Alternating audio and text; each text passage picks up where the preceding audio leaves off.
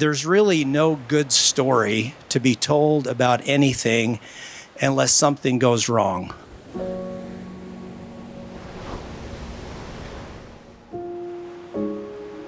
Had a meeting with Bishop, and Bishop said, "Oh, you're thinking about living in a U-Haul? There's actually a girl who lives in a van."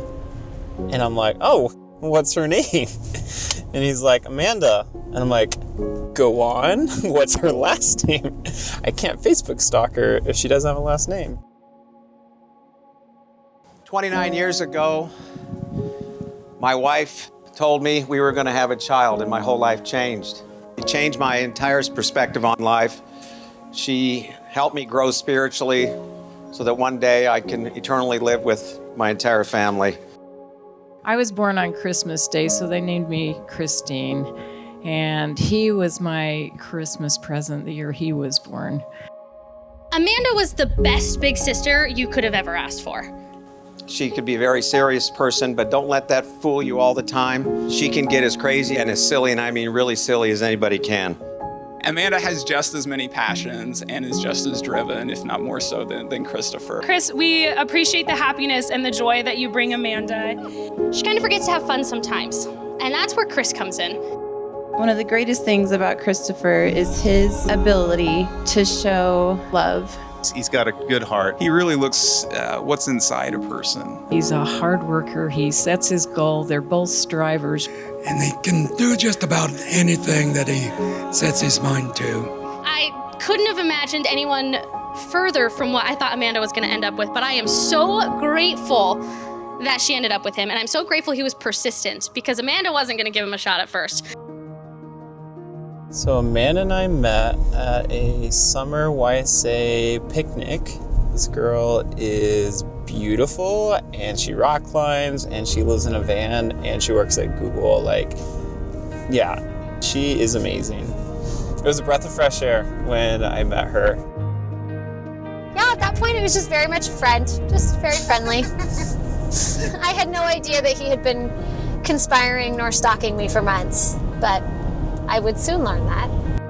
The first date, I bought 4 bottles of Coke and some Mentos, and we went to a Google parking lot, and I showed her how to shoot bottled rockets from Coke and Mentos. You throw them on the ground and they shoot up 50 feet, and Amanda got really into it.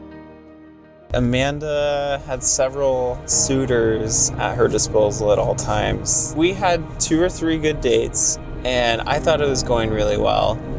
But then she decided to date someone else. She comes to me after rock climbing one day and says, we're not gonna work out. She told me a story when they first started dating. Amanda was kind of a wreck coming out of another relationship. And anyways, she told me a little story about Christopher being there for her, and she said, "I don't know why you want to be with me right now." And he said, "Because I wanted to see the other side of Amanda." And I knew what he was talking about, and he wanted to see her vulnerable side so that he could be there for her. He gained a tremendous amount of respect with me when my daughter told me that story. With Christopher, it was so refreshing that I knew he was interested, I knew that he was caring, he made an effort, he took initiative to hang out with me and spend time with me. He just put me first over and over and over again. You're going on a trip, the ball was in my court the first time and I made a different choice, so the ball's in your court this time. You let me know what you want out of this relationship. And he said, okay. And he was about halfway to DC when he called and was like, yeah, so I was telling your mom something about you. And I was like, you talked to your mom about me? He's like, well, yeah, I told her you were my girlfriend. And I was like, oh, that's interesting. Were you gonna tell me I was your girlfriend? And he's like, oh, well, you said ball's in my court. I just kind of assumed that was okay. But I think even before I went to DC, I had chosen him. I made the choice, and it's the one I was gonna stick with.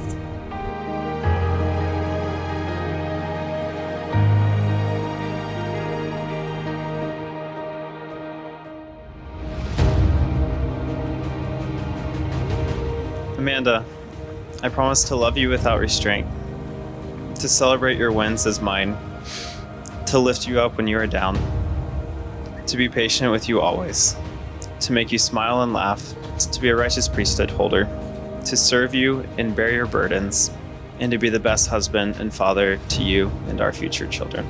I love you. Christopher Joseph Armstrong, you've been my biggest supporter from the start. Every audacious dream in this crazy head of mine suddenly seems more possible with you by my side. I vow to support you in your dreams too, no matter where life takes us, whether that's living in a van or within 4 sturdy walls. I promise to grow in faith with you and to keep the Savior the center of our home. I choose you always. I promise to love you, cherish you, and trust you with my whole heart now and for eternity.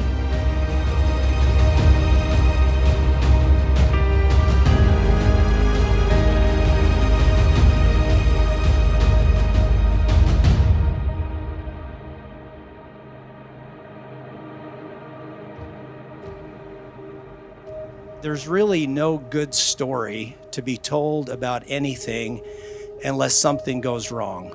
But really what we tell stories about are when things go wrong and we triumph.